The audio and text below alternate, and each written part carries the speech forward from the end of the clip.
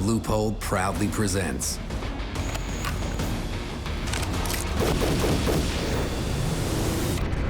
Viking Chronicles, presented by Loophole. Viking Chronicles is brought to you by...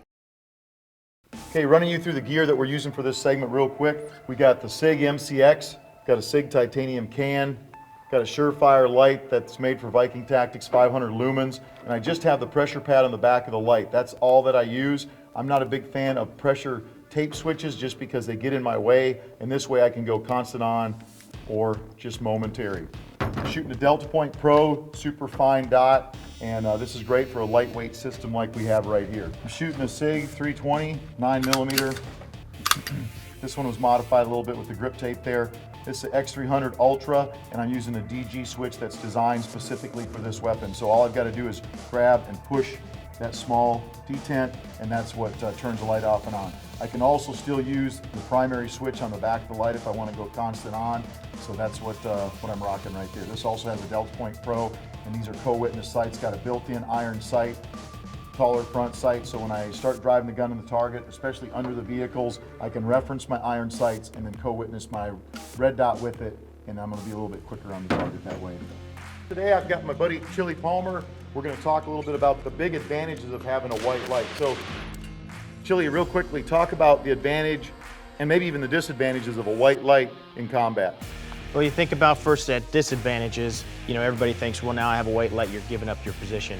In reality, when you're hitting somebody with a, 800 lumens, you may actually get them like that deer in the headlight look and get that extra advantage that you need to eliminate the threat. Most of the advantages come with that as far as the brightness of it, but then also it still gives you something to see into the shadows because you never know what's kind of behind when you have furniture and everything else. And the way we normally ran across the battlefield was night vision goggles, lasers, and then once we hit a building, a lot of times we went to white light because we're inside that structure. We can search a little bit better having that bright light. You citizens out there, having a white light on your home defense weapon systems is a great tool. It's a great weapon because if you're hitting somebody with a bright light, they have a hard time seeing behind that light. It can definitely be used to your advantage. We both have our light set up so that we can momentary on and then push the button and keep the light on. We don't have any pressure pads for that. We just have the pad on the back of the light. However you set it up is fine. You just got to be able to operate that with one hand. If I need to turn this light on with one hand, I can turn it on and go back to shooting without having my hand on the light. On the pistols, I actually have a light mounted with a DG switch, so all I've got to do is squeeze that when I'm shooting, and I'm going to get white light on my target. Chili has his set up a little bit different. He has a similar light, except for he's going to have to switch it on and leave it on that way. So either way works. I highly recommend you have your light systems attached to your weapon systems. If you do that, you're going to be a whole lot faster. And most importantly, get out there and practice.